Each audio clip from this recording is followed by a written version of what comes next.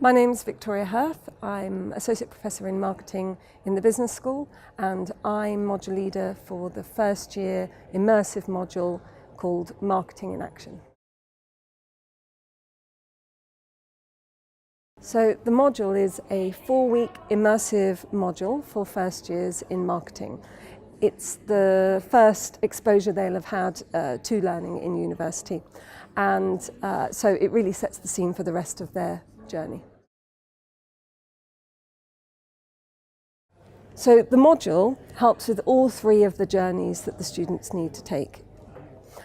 And it does this through exposure to both academic theory and real-world learning throughout. For example, we work very closely with an organisation in the local area called Langage Farm, and they support the module very strongly. We do a field trip to the farm, which explains how they manufacture their yoghurts and their other produce and the inner workings of their business. But the managing director from Langage Farm and other people who work in the organisation also come in to the lectures. And so the lectures take more of a workshop format, where I would introduce the theory around a topic of marketing, and then the people from Langage Farm would enhance that with a reflection of what that is like in the real world. As well as being a mixture, therefore, of theory and practice in the classroom, those lectures are also structured around different parts of one of their assignments, and that assignment is to produce a marketing report. The marketing report is based on a real-world problem that Langage Farm poses for the students. It's not hypothetical, it really is something that they're facing. They're a small organisation, they don't have much opportunity to get research or to move forward with a whole range of possibilities and opportunities they have.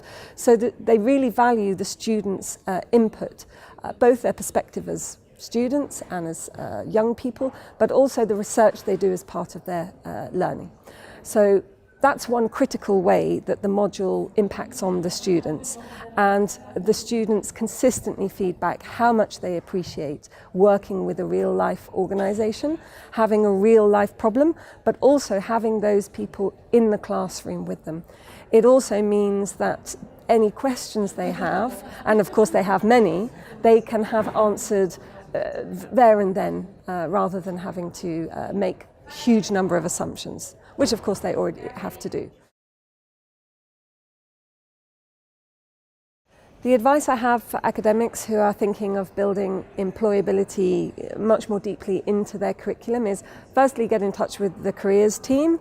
They have the same objectives and are waiting to work with academics on these topics. So I would really suggest that.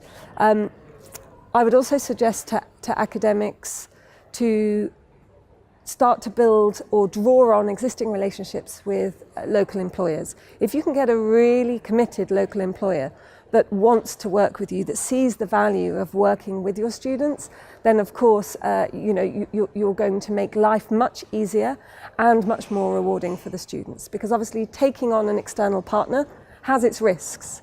So getting the right partner is quite important, I would say.